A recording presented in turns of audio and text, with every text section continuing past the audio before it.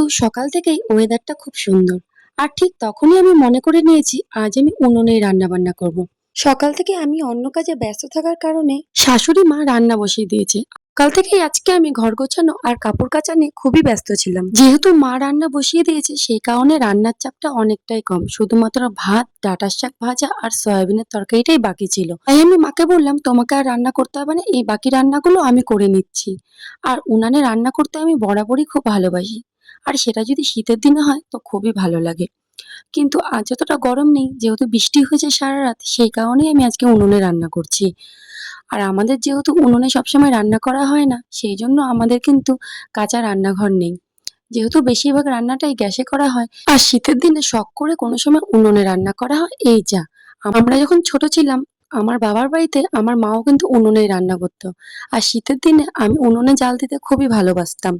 যেহেতু উঠানে আমার কাঁচা রান্নাঘর নেই, সেই কারণেই আমি আমার কলপারে যে টিনের ছাউনিটা বেশ অনেকটা করে বেশি করে দেওয়া আছে, আর সেই টিনের ছাউনির নিচেই কিন্তু আমি উনুনটাকে রেখে রান্না করি। আর পাশে যে বস্তাগুলো দেখতে পাচ্ছ, সেইগুলোর মধ্যে কিন্তু খড়ি আছে। আর সেগুলোকে অন্য জায়গায় রাখলে ভিজে যাবে বৃষ্টিতে, সেই কারণেই এই টিনের ছাউনির নিচেই সেগুলোকে রাখা আছে। জানি দেখতে হয়তো অতটা ভালো লাগে না, একটু গ্যাঞ্জাম মনে হয়, তবে আশা করছি আমি এগুলোকে সরিয়ে দিয়ে এই জায়গাটাকে পরিষ্কার করার চেষ্টা করব। আস্তে আস্তে অনেকগুলো খড়ি কিন্তু জ্বালিয়ে শেষ করে দিয়েছি। আর কয়েকদিন হলেই কিন্তু এই জায়গাটা পরিষ্কার হয়ে যাবে, আর তখন দেখতে আশা করছি অনেকটাই ভালো লাগবে।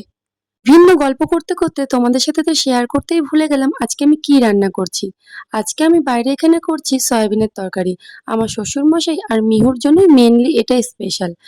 কোয়াশ, পেঁপে আর আলু দিয়ে সয়াবিনের তরকারি। এই সবজিগুলো দেওয়ার কারণ মিহুরও খাওয়া হবে আর আমার শ্বশুরমশাইয়েরও খাওয়া হবে।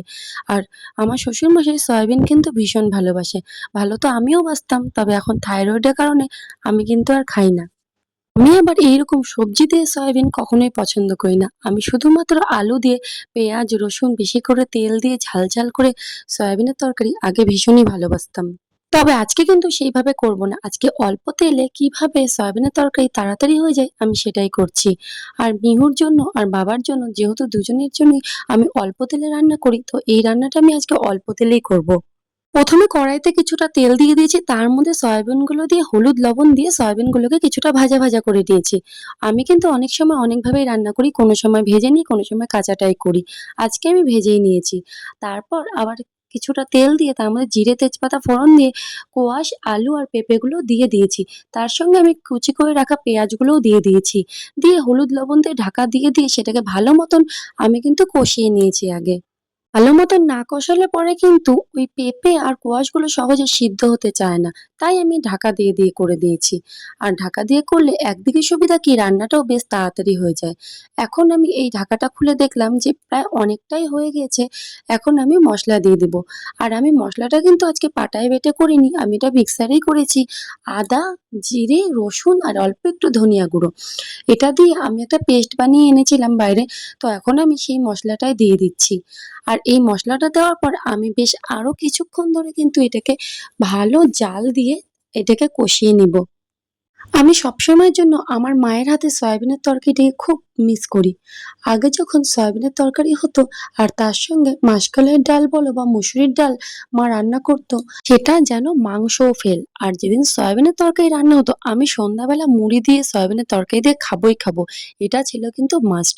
এই দেখো, এদিকে কিন্তু আমি ঢাকাটা তুলে দেওয়ার পর সেই সবজির মধ্যে আমি আবার সয়াবিনগুলো দিয়েও আরো কিছুক্ষণ কষিয়ে নিয়ে তার মধ্যে কিন্তু আমি জল দিয়ে দিলাম।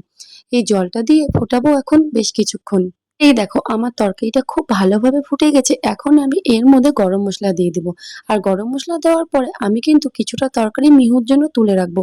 ও তো ঝাল খেতে পারে না, তাই আমি কিন্তু এর মধ্যে লঙ্কা এখনো পর্যন্ত একটাও দেইনি। এবার আমি কিছুটা লঙ্কা আগের থেকে চিড়ে রেখেছিলাম, সেইগুলো দিয়ে আবার বেশ কিছুক্ষণ ফুটিয়ে নিব। তাহলে তার মধ্যে লঙ্কাটা গলে যাবে আর তরকারিটা খেতেও কিন্তু সুস্বাদু হয়ে যাবে। আমি কিন্তু মাঝে মধ্যে এইভাবে শর্টকাটে সয়াবিনের তরকারি করে থাকি। তোমরা কি এইভাবে করে থাকো? আমাকে অবশ্যই একটা কমেন্টে জানাবে, কারণ আবার আমি মাঝে মধ্যে কিন্তু করি সবকিছু কুচি করে, যেমন রসুন কুচি, আদা কুচি, লঙ্কা কুচি আর পেঁয়াজ কুচি, এইসব দিয়ে একবারে মাখিয়ে বেশি করে তেল দিয়ে হলুদ লবণ দিয়ে আমি কিন্তু সয়াবিনের তরকারি বসিয়ে দিই। সেটা কিন্তু আরো তাড়াতাড়ি হয়ে যায়। এই দেখো, এখানে আমার সয়াবিনের তরকারি রেডি। আর আজকের আমার ভয়েসটা দিতে অসুবিধা হচ্ছে কারণ আমার গলাটা বসে গেছে। তোমরা হয়তো বুঝতেই পারছো। প্রচন্ড গরম থাকার কারণে আমাকে দিনে দুবার করে স্নান করতে হচ্ছে। আর উনুনের সামনে রান্না করার পর তো বুঝতেই পারছো কতটা গরম লাগছে। যাই হোক, আমার ভিডিওটা আজকে কেমন লাগলো অবশ্যই একটা কমেন্ট করে জানিও। আর আমার ভিডিও কে কোথা থেকে দেখছো সেটা কিন্তু জানিও। তবে আজকের ভিডিও এখানে শেষ করছি। টাটা।